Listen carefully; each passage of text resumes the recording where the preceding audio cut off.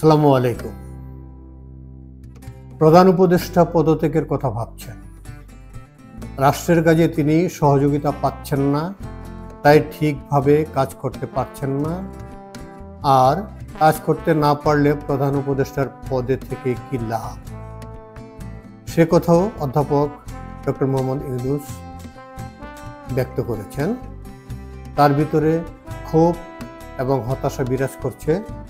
সেই থেকেই তিনি এই রাষ্ট্রের, এই সরকারের আর ক্ষমতায় থাকতে চাচ্ছেন না, তিনি পদত্যাগ করতে চাচ্ছেন। দর্শক, আপনাদের মনে থাকার কথা, অন্তর্বর্তী সরকার প্রধান উপদেষ্টার দায়িত্ব যখন নেন অধ্যাপক ডক্টর মোহাম্মদ ইউনূস, তখনই তিনি বলেছিলেন, আমি যদি কাজ করতে না পারি তাহলে আমি যেখান থেকে এসেছি সেখানেই ফিরে যাব।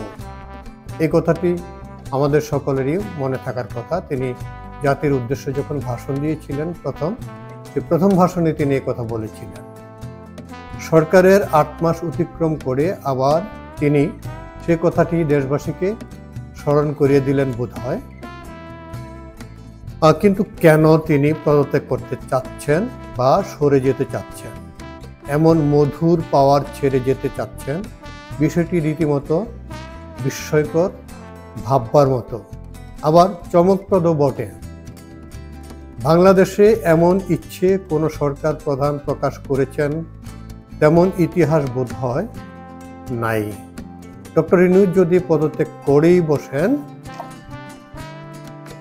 তাহলে বাংলাদেশে এক নতুন ইতিহাস সৃষ্টি হবে।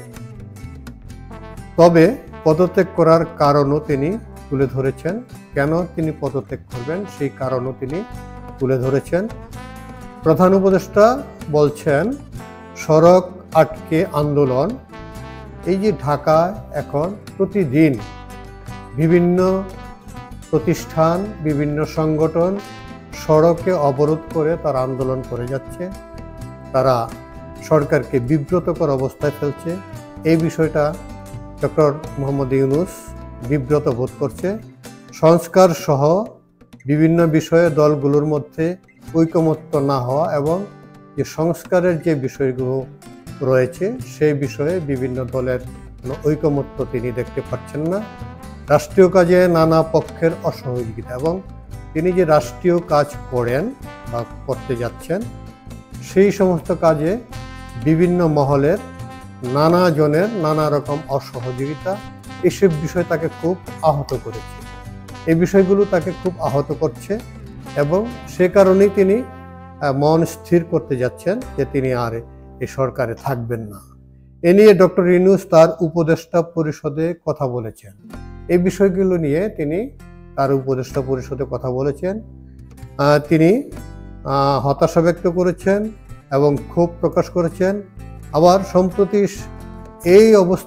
সম্প্রতি সেনাপ্রধান ওয়াকারুজ্জামান আর অনেকটা ধমকের সুরে বলেছেন, আগামী ডিসেম্বরের মধ্যে নির্বাচন দিতে হবে। অন্তর্বর্তী সরকার গঠনের কিছুদিন পরই সেনাপ্রধান ওয়াকারুজ্জামান আনুষ্ঠানিকভাবে তার বক্তব্যে বলেছিলেন, 1.5 বছরের মধ্যে জাতীয় নির্বাচন হবে। 1.5 বছরের মধ্যে মানে আগামী ডিসেম্বরে 1.5 বছর পূর্ণ হবে। নির্বাচন হতে পারে এমনও বলেননি, কিন্তু দিতে হবে এ কথাটাই তিনি বলেছেন। অর্থাৎ ডিসেম্বরের মধ্যে নির্বাচন দেবে সরকার, তা তিনি জোর দিয়ে বলেছিলেন। আমরা যারা সাধারণ মানুষ তখন মনে করেছিলাম সরকারের সাথে আলোচনা করেই হয়তো সেনাপ্রধান এমন বক্তব্য দিয়েছেন, কিন্তু এখন সেটি পরিষ্কার যে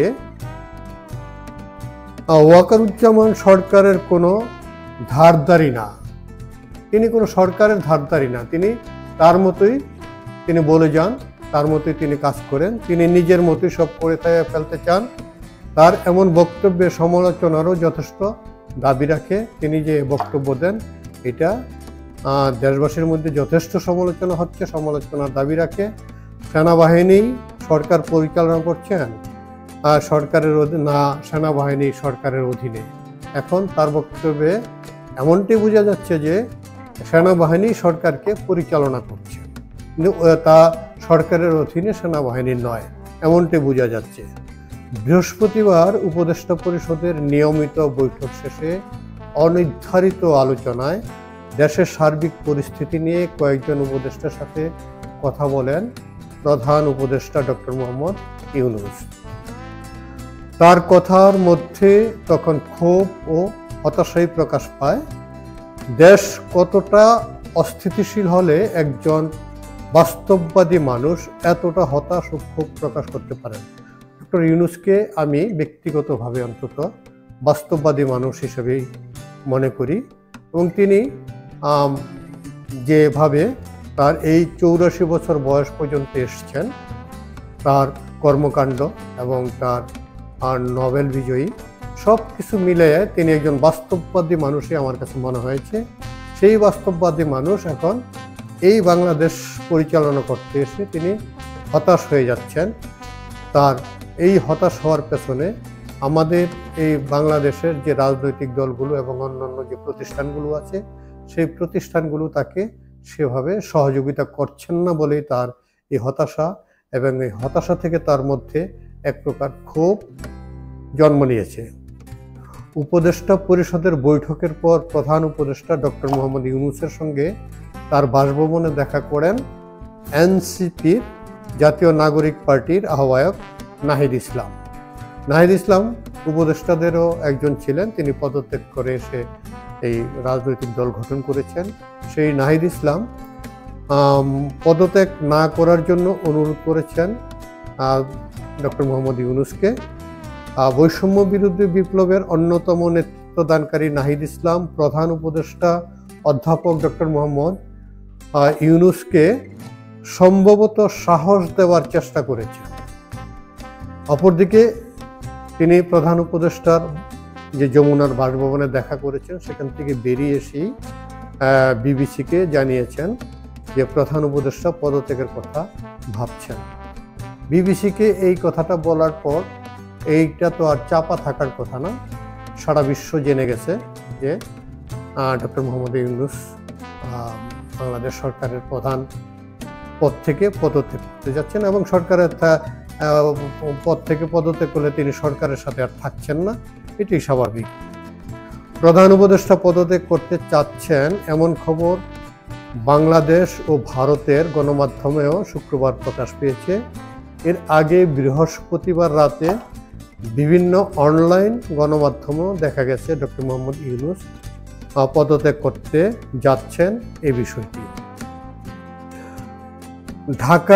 ঢাকায় প্রতিদিন সড়ক আটকে আন্দোলন, সংস্কার সহ বিভিন্ন বিষয়ে রাজনৈতিক দলগুলোদের মধ্যে ঐকমত্য না হওয়া, রাষ্ট্রীয় কাজে নানা পক্ষের অসহযোগিতার বিষয়টি আলোচনায় আসে। আলোচনার এক পর্যায়ে কাজ করতে নানান বিষয়ে কাজ করতে না পারার বিষয়টি তুলে ধরেন প্রধান উপদেষ্টা। তিনি আরও বলেন, সংস্কারের বিষয়টি এখনো তেমন কিছু হলো না, তবে তাহলে তিনি কেন থাকবেন এমন প্রশ্ন আলোচনায় আনেন প্রধান উপদেষ্টা। এক পর্যায়ে প্রধান উপদেষ্টা তাদের বলেন, অর্থাৎ তাদের যে অন্যান্য উপদেষ্টা আছে যাদের সাথে আলোচনা বসছিলেন, তাদেরকে বলেন তারা যেন আরেকটি অন্তর্বর্তী সরকার গঠন করেন, কারণ তিনি চলে যেতে চান। পরিষ্কার করে তিনি বলেছেন তিনি চলে যেতে চান, তারা যেন আরেকটি অন্তর্বর্তী সরকার গঠন করেন। অবাধ নিরপেক্ষ নির্বাচন নিয়েও সংশয় প্রকাশ করেন প্রধান উপদেষ্টা। এই পরিস্থিতিতে নির্বাচন হলে ব্যালট ছিনতাইয়ের মতো ঘটনা ঘটলে পুলিশ প্রশাসন তা ঠেকাতে পারবে কিনা সেই বিষয়ে সংশয় প্রকাশ করেছেন প্রধান উপদেষ্টা। অন্যদিকে ভালো নির্বাচন করতে না পারলে মানুষ তাকে দায়ী করবে এমন সংশয় আছে, এমন সংশয়ে আছেন এই প্রধান উপদেষ্টা। এই প্রধান উপদেষ্টা তিনি যে সহযোগিতা পাচ্ছেন না, চারিদিক থেকে নানান রকম অরাজক পরিস্থিতি রাষ্ট্রের মধ্যে বিরাজ করছে, এবং এই অবস্থায় যদি তিনি চলেও যান তাহলে এই জন্য দায়ী কে হবে? এই যে পরিস্থিতি, উদ্ভূত পরিস্থিতিকে যদি সামাল দিতে না পারেন, তিনি পদত্যাগ করলেই কি তিনি এই দায় থেকে মুক্তি পাবেন? আমার তো মনে হয় না। তিনি এই দায় থেকে মুক্তি পেতে পারেন না। এটাকে তার শক্ত হাতে, কঠোর হাতে তাকে এটাকে দমন করতে হবে এবং রাষ্ট্রকে কঠোর হাতে পরিচালনা করে একটা ভালো জায়গায় নিয়ে যেতে হবে। এই প্রত্যাশা দেশবাসীর অনেক আগে থেকেই ছিল, তার প্রতি একটা ভালো প্রত্যাশা ছিল এবং এখনও দেশবাসী, আমার মনে হয় দেশবাসী তার প্রতি এই প্রত্যাশাটা আছে যে রাষ্ট্র একটি ভালো জায়গায় পৌঁছতে পারবে ডক্টর ইউনূসের হাতে। দর্শক, ভালো থাকবেন।